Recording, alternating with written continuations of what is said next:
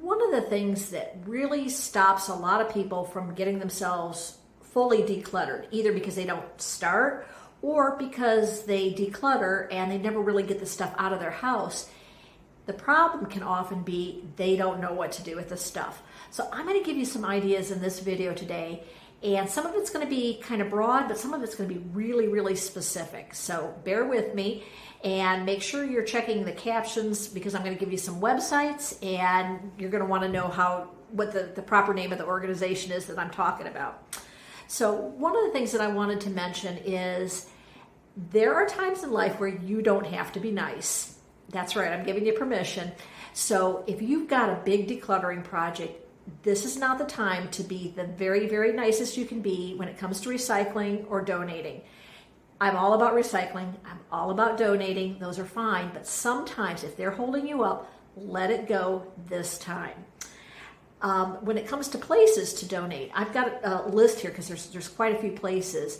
And I want to just give you these ideas in particular, but also to give you some ideas that there are a lot of organizations out there doing good work, and you may want to check them out. So one of the places that I wanted to mention is Brides Against Breast Cancer. And they're a fairly choosy organization in what they want, but they take wedding gowns, and as you might imagine, they pass them on to folks that are maybe struggling financially because cancer is in the picture. There's an organization called Emma and Evan Foundation, and they use wedding gowns and other formal wear. They'll take your donations, and what they do is they cut them up and make angel gowns. And these are the gowns that are given to people who maybe had a stillborn child or a child that didn't survive very long after birth. Very, very difficult situation, but just a bit of beauty to help people through that time. Let's see, I guess one of the things I did want to mention about Emma and Evan Foundation is they are one of the organizations that has you ship things at your cost. Doesn't mean you shouldn't do it, just wanted you to know. Adorned in Grace sells wedding gowns, or they take your wedding gown, then they turn around and they sell them. And I think they want fairly recent wedding gowns, but their website will tell you what the requirements are. And what they do with their proceeds is they use the proceeds to fight human trafficking, so another worthy cause. There's an organization called Dress for Success, and what they're looking for are women's suits, women's business attire that is in good condition that they can pass on to impoverished women to help them get jobs and do well, thrive in those jobs to get them out of their situation. Souls for Souls. Definitely got to check the spelling in the captions here to make sure you've got the right soul. And what they do is they want gently used shoes, and they give them to impoverished people, but also send them to disaster relief areas. One that you might have heard of, but might be unaware that they do a little bit more than that, at least I originally thought, the Lions Club International Foundation.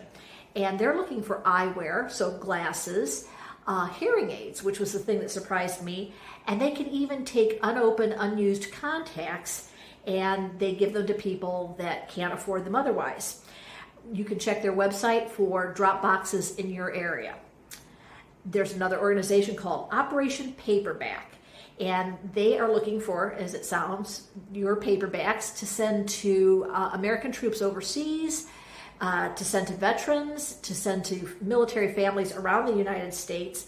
And one of the things that they do is they have you send your books right to the person, the recipient that's going to be getting those.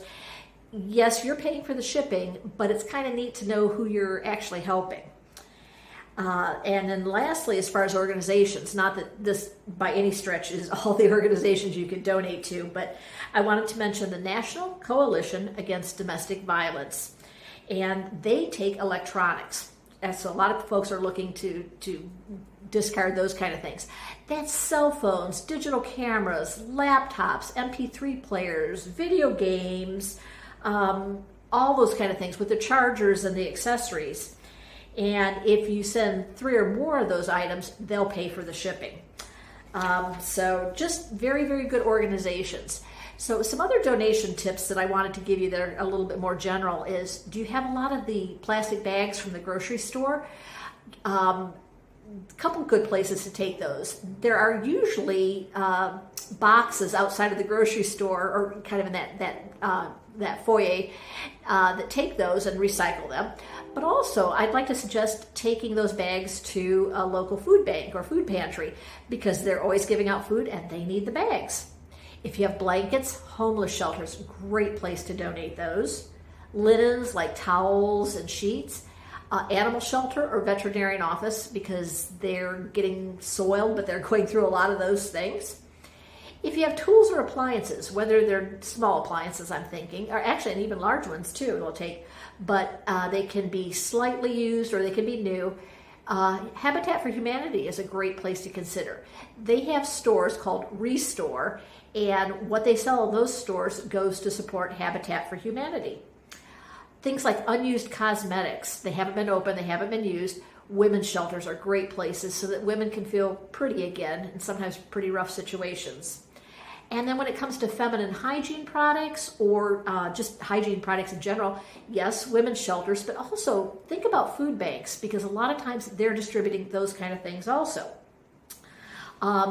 Once again, I want to just go on with a few general tips, and then end this particular video. But please, if you have questions about places that either I've provided or that you know you want to add something, drop a comment. When it comes to washing clothes, especially before you take them to a thrift store, it's nice to do that, but if it's holding up your project, think twice.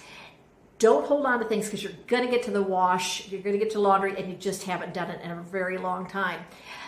If something's that badly soiled, you shouldn't be donating it. Just toss it. If it's really just kind of lightly soiled, go ahead and donate it. You know that the person that's buying it at the thrift store is going to wash it anyways, so don't get hung up on that little fact. In my area, at least, and it could be different in your area, organizations like Purple Heart and Green Drop come to your home and pick up things, and that can be super, super helpful. And then lastly, and this is critical, no matter whether you use one of the organizations I mentioned earlier in the video, you're doing something local, check the organization's website and also give them a call. The reason for that is organizations are constantly changing what they're accepting, the condition of things that they're accepting. You don't want to waste your time or their time. I also suggest calling, because these are usually not-for-profit organizations, and they're not always up to date on updating their website. So give a call just to save yourself some time and effort. Hey, I'm all about donating, giving you some ideas here, but don't let that be the thing that holds you up from getting that big decluttering, organizing project going. If you need help, let me know. That's what I'm here for.